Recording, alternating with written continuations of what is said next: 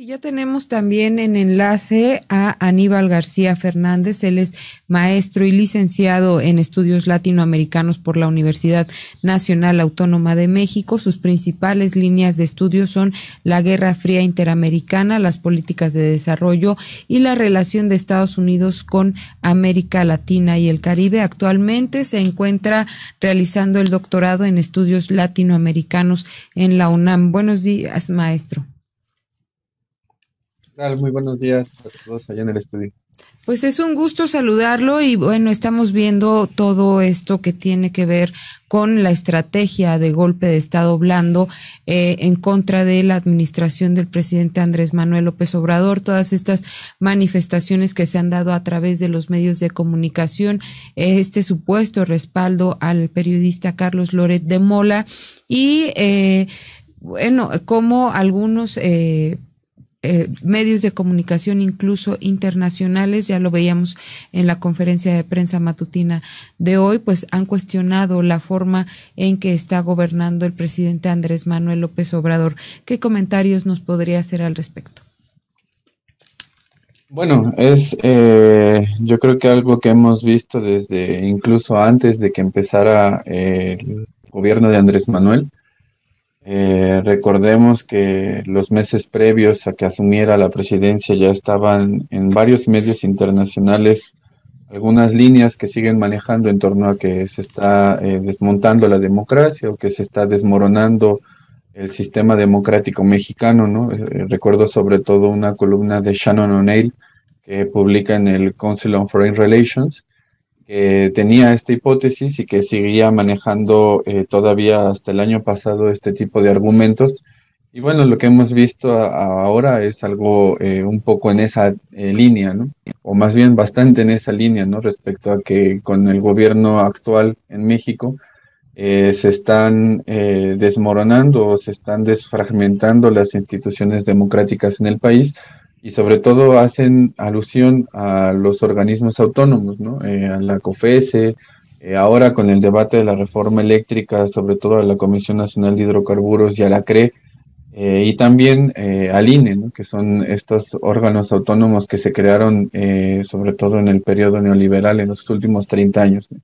Y este tipo de aspectos continúa ahora con un nuevo capítulo que tiene que ver pues con esto que están mencionando ustedes desde el día de ayer, con lo que ha sucedido con Latinos y Carlos Loret de Mola y algunos, digamos, debates que ha tenido el presidente con otro tipo de periodistas también, como decía ahorita la maestra Carmen Galindo, con Carmen Aristegui, y que bueno, eso tiene su correlato no solamente en medios, sino también en instituciones del gobierno estadounidense, ¿no?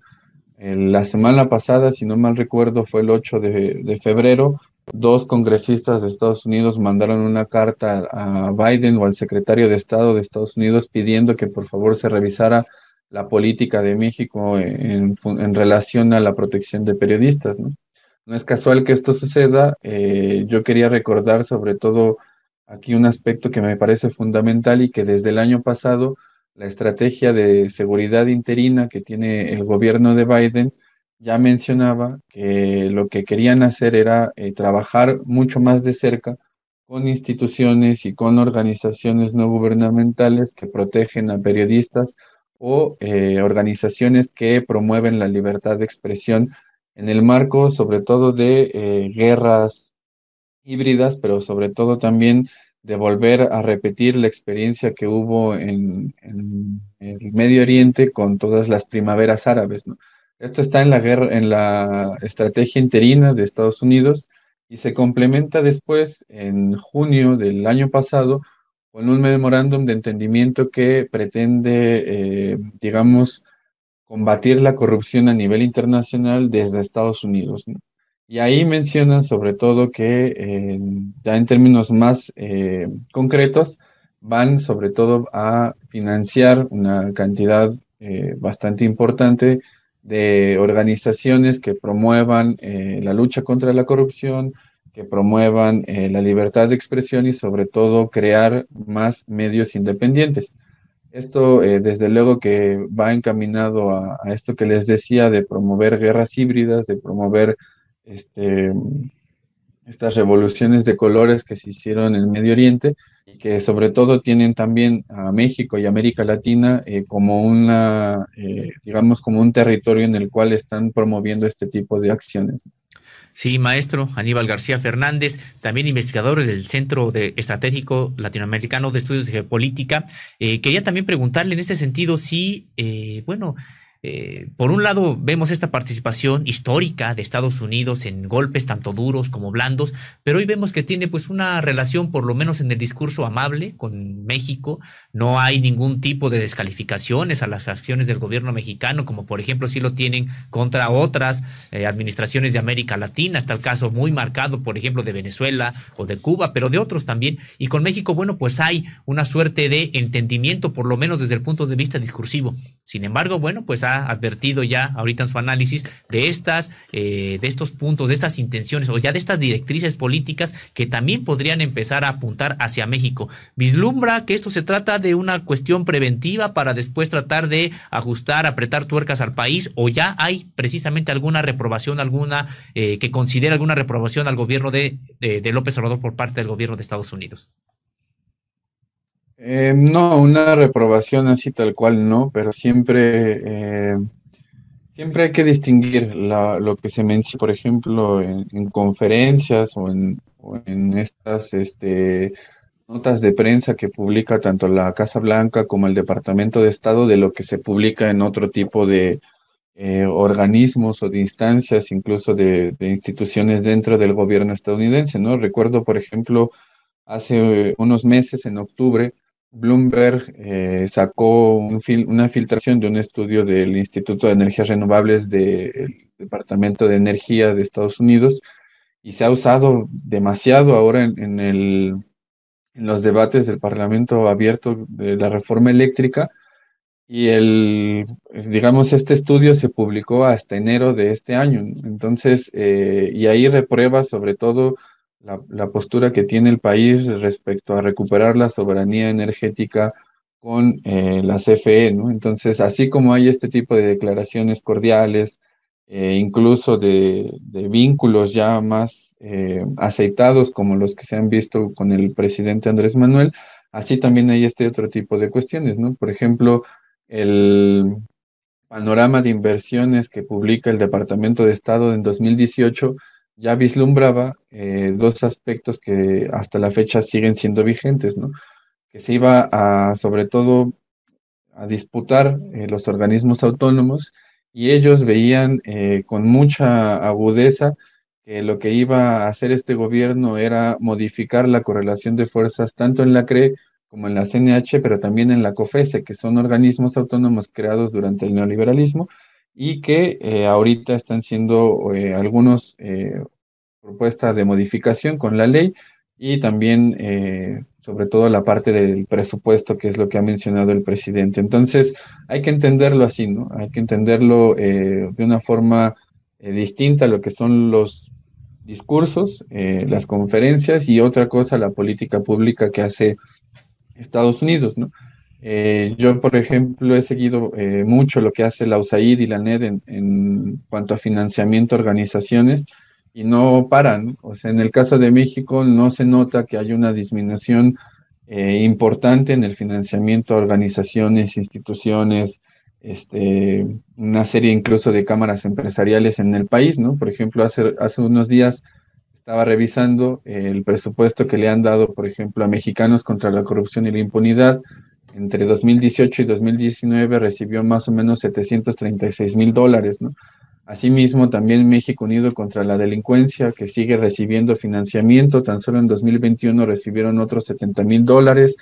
México Evalúa también tiene financiamiento, entre 2018 y 2019 recibió financiamiento por $85,000 y en 2020 el financiamiento se lo dio la NED y fue por $50,000. Todas estas organizaciones pues son las que están golpeando constantemente al gobierno actual y más aún son las que están cabildeando ahora también en el Parlamento abierto, ¿no? Hemos visto ahí por lo menos a dos personas vinculadas a México Evalúa.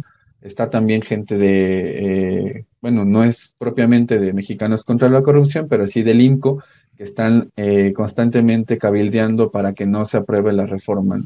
Y también está esto que les decía de otro tipo de medios independientes que están financiando, como por ejemplo Quinto Elemento Lab, que recibió en 2020 alrededor de $65,000, según lo que reporta la USAID, y también la Fundación Conectas, que yo supongo que la deben de recordar porque fue la que potenció esta investigación de Sembrando Vida y la fábrica de chocolates. Pues ellos trabajan con la USAID y con la NED y tienen ahí vínculos no solamente en México, sino en América Latina, ¿no? Entonces estamos hablando de este tipo de poder blando que ejerce Estados Unidos, y que si bien no es igual al que podría ejercer, por ejemplo, con Venezuela o con Cuba o con Nicaragua, sí se nota este poder blando en este tipo de financiamiento que continúa, ¿no? De hecho, ahora en la mañanera, ustedes hicieron comentario de algo que me llamó mucho la atención, que tiene que ver con este personaje Andrés Holzer, ¿no?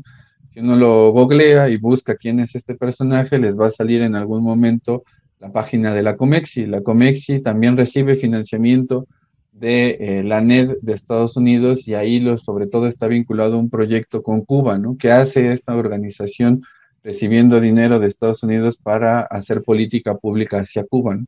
Entonces, este tipo de financiamiento que hace Estados Unidos merece mucho la pena seguirlo, merece mucho la pena rastrearlo, porque no se queda simplemente en financiamiento, sino sobre todo en este tipo de poder blando que potencia tanto, digamos, golpes blandos en la región o fuera de la región también, pero sobre todo el descontento social que lo van encauzando hacia sus propios intereses.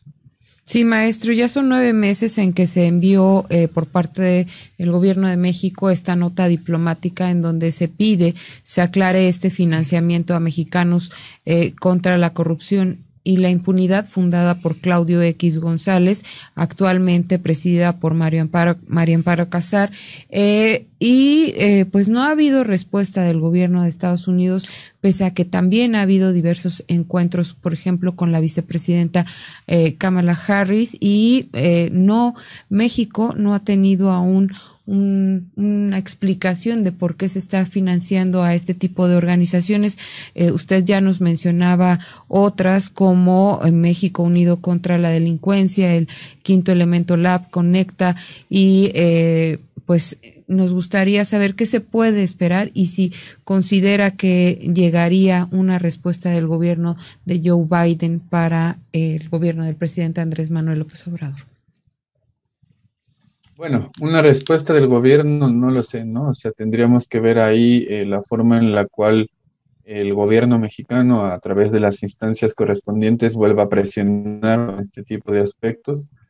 Ya hubo una declaración no oficial que dio el gobierno de Estados Unidos, en el cual sugirió que iba a seguir este financiamiento. No fue una respuesta expresa a lo que preguntó el gobierno mexicano, pero bueno, nosotros seguimos viendo que este financiamiento continúa, ¿no? Yo creo que eso es lo que se va a esperar. O sea, la continuación de este tipo de soft power, ¿no? De este poder blando que ejerce Estados Unidos con los países de América Latina y de otras regiones del mundo también, pero en concreto en América Latina, este tipo de estrategias tienen ya sus implicaciones, ¿no? Tienen hechos concretos que son tirar a gobiernos, ¿no? Por ejemplo, hace un momento la maestra Carmen Galindo mencionaba también que sobre todo van a encauzar el descontento social, ¿no? Yo recuerdo mucho el caso, por ejemplo, de Brasil, que hicieron justamente este financiamiento con una gran cantidad de organizaciones, y que causaron el descontento en un momento coyuntural muy relevante para Brasil. Lo mismo hicieron en Ecuador, lo mismo siguen intentando en Venezuela, lo mismo siguen haciendo en Cuba. En fin, es una estrategia que ya tienen ellos muy bien trabajada y que la van a seguir impulsando por distintas vías, ¿no? Sí, maestro Aníbal García Fernández. Bueno, pues muy interesante, muy importante estas informaciones que nos está revelando, que tienen que ver con este financiamiento, que no solamente es a Mexicanos contra la Corrupción, está poniendo números a lo que están recibiendo otras organizaciones y que también tendríamos que preguntarnos qué tanto todavía tienen la capacidad de llevar a cabo los golpes blandos o los golpes suaves como lo hicieron en el pasado, porque bueno, pues antes había una condición distinta, ahora hay otras maneras precisamente de comunicar, la población tiene otras opciones, antes prácticamente eran monopolios los que ejercían el discurso que se tenía que dar, lo que existía, lo que no existía, esta importancia de los medios de comunicación que ha venido, para bien y para mal, ha venido a menos en las sociedades modernas y que bueno, pues en México ha permitido en México, bueno, pues que no haya un solo discurso. Probablemente si no hubiera venido este advenimiento del internet, bueno, sería muy difícil que hubiera habido esta alternancia en México y que se hubiera sostenido un gobierno como el de Andrés Manuel López Obrador después de esta andanada de grupos empresariales. ¿Qué considera que todavía tienen posibilidad realmente de ejecutarse un golpe blando en México como lo había previsto en estos estudios Jane Sharp? Bueno, eso ahí sí que es complicado. Yo no me aventuro a decir que sí o que no, sino más bien a revisar cómo se están desarrollando los hechos, cómo vienen trabajando instituciones y cómo se vinculan sobre todo personajes, ¿no? Yo creo que esas tres cuestiones, ir viendo las relaciones que establecen personajes con instituciones y cómo aprovechan el momento político en una coyuntura muy específica, yo creo que eso nos permitiría ir viendo cómo se desarrollan los hechos, ¿no?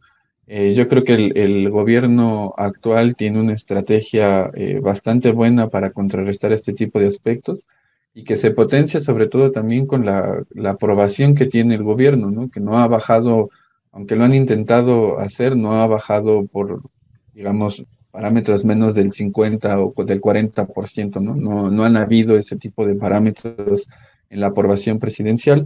Y por otro lado, también hay una, digamos, función social que ejercen muchos medios libres o muchos medios independientes como el que tienen ustedes, que constantemente están contrarrestando las noticias falsas, que dan otro tipo de opiniones, que ponen a debate y a discusión y en contexto lo que está sucediendo en el país, y eso es lo que yo creo permite contrarrestar este tipo de estrategias de poder, de estrategias de poder blando que sobre todo van encaminadas a quitarle la aprobación que tiene un gobierno para después ir avanzando en esta estrategia de golpe blando, ¿no?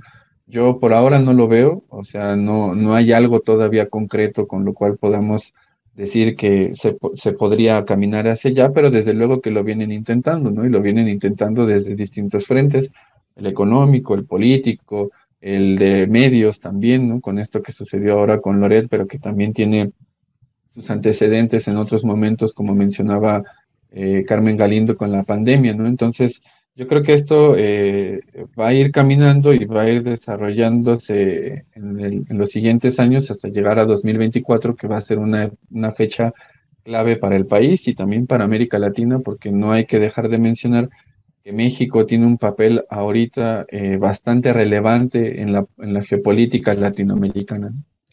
Así es, maestro, dice, lo vienen intentando. ¿Cuál sería la estrategia de la ciudadanía, pues, para que este intento no culmine? Bueno, desde luego informarse, ¿no? Contrastar las noticias, no quedarse con el mero titular, porque en muchas ocasiones lo que sucede es que el titular menciona algo y la nota dice algo totalmente distinto, ¿no? Este tipo de noticias falsas también se replican. Sobre todo, yo sé que es muy cansado hacerlo, pero sobre todo intentar mirar otro tipo de noticieros, mirar otro tipo de noticias que no solamente se queden netamente en lo coyuntural, sino preguntarse en serio, ¿no? ¿Hacia dónde camina esto? ¿Hacia dónde va esto? ¿O de dónde proviene, ¿no? ¿Quiénes son aquellos que están hablando en contra de, ¿no? No sobre todo para deslegitimar, sino sobre todo para tener más elementos para poderse crear una opinión pública un poco más, digamos, extensa, ¿no? Gracias, maestro Aníbal García Fernández, maestro en estudios latinoamericanos por la Universidad Nacional Autónoma de México. Muchas gracias por la confianza en este espacio. A ustedes, un abrazo a todos por allá. Gracias. Muchas Hasta luego. gracias.